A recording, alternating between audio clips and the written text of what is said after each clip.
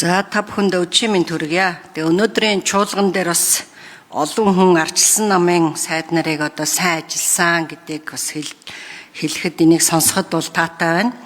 За ерөнхий сайд ч гэсэн хэллээ, улсын их хурлын гишүүд ч гэсэн энэ талаар одоо бүгдээрээ санал нэгтээ хэлсэнд бол бас баяртай байна. Өнгөрсөн 10 сарын хугацаанд бид бол бас л үнэхээр байдгаараа л хичээж ажилласан. За тэгээд яамны ажлаас гадна одоо намайг агаарын бохирдлын үндэсний хороог даахлаа, ахалж ажиллаа гэдэгт одоо заал гэлээ. Өдөр шөнөгөө бас 5 сар ажиллаад үр дүнтэй л болж байна. За нэгдсэн үндэсний байгууллагын цөлжилтийг тэмцэх хурлын үндэсний хороог ахлаа л гэсэн би заал гэдэг. Ер нь манай арчилсан намын сайд нар бол ажил хийх гэж л орсон. Бид нэг реформ хий гэж ордог. За энд бүх энэ ажлаа хийсэн ажлаа яриад байвал одоо дуусахгүй. Тэгэхээр би нэг хэдхэн зүйлийг онцолж хэлье гэж хүсэж байна. За нэгдүгээрт эгийн голын асуудал байгаа. 2024 оны 8 дугаар сарын 14-нд ерөнхий сайд болон манай одоо ган төмөр сайд намайг дуудаад эгийн голын усан цахилгаан станцын төслийг гацаанаас гаргах үүрэг даалгаврыг надад одоо оногдуулсан өгсөө.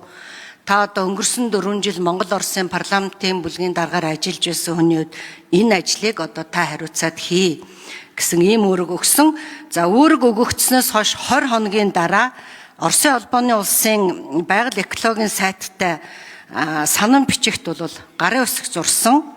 За өмнө нь бол Оросын холбооны улс ЮНЕСКОгийн дэлхийн өвтөө бол бас жоохон хил амаа олцдгүй ийм асуудлууд байсан билээ. За санам бичиг зурснаас хойш ердөө 1 сарын дараа эгийн голын усан цахилгаан станц байгуулах шинжлэх ухааны академи хамтарсан ажлын хэсгийг байгуулж төлгөөг баталсан байдаг. За үүнээс 5 сарын дараа эгийн голын байгаль орчны нийгмийн нөлөөллийн үнэлгээ тэзүүгийн ажлыг бол эхлүүлсэн. Нэг ёсондоо надад Монгол Улсын засгийн газраас өгсөн үүрэг даалгаврыг 8 сарын дотор бид нар бол энэ бүгдийг бол хамтарсан засаг хийж чадсан. Тэгээ энэ төлгөөний дагуу бид 26 оны 2 дугаар улирал дуусгах ёстой. Тэгэхээр дараагийн засгийн газар бол энэ сайд нар энэ ажлыг бол одоо үргэлжлүүлж одоо хариуцлагатай хийх нь бол одоо улс орны эрх ашиг чухал юм а гэж үзэж байна. Тэгэхээр 60 жил гацсан төслийг бол бид бас 8 сард хийж чадсан шүү гэдгийг би бас нэг нүүр бардам хэлчихье гэж бодож байна. Энэ бол бас амаргүй байсан ажлаа. За мөн Монгол улсын ногоон хөгжлийн бодлого гадаадын төсөл одоо хөтөлбөрийг Монгол улсууд татах асуудлаар нийт 300 гаруй уулзалт хийсэн байдгийн. За тэгээд нэг 40 гаруй сая долларын гэрээ хэлцэл хийсэн. За Монгол улсад карбоны зах зээлийг хөгжүүлэх талаар нэг 2 тэрбум төгрөг. За байгаль орчны албан агчдыг чадваржуулах талаар нэг 10 гаруй тэрбум төслийг уур амьсгалын ногоон сангаас бол одоо ингээ авахар болоо төслүүд бол амжилттай явж байгаа. Тэгээ би эрхэм гишүүдэд нэг зүйлийг хэлмээр байна. Ер нь байгаль орчны яам бол үндсэн чигүүргийн яам байх ёстой юм билээ шүү.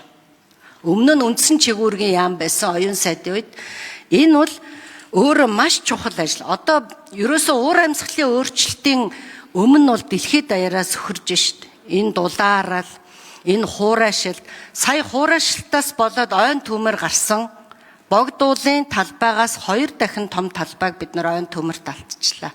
Тэгэхээр энэ уур амьсгалын өөрчлөлт байгаль орчны салбарт бид бол онцгой анхаарах ёстой. За өнгөрсөн 10 сарын хугацаанд одоо 12 хуулийн төслийг одоо бэлдээд улсын хурлд одоо оруулахаар ингээд бэлдсэн байсан. Энийг бол яг хоо улсын хурлын гишүүд дараа нь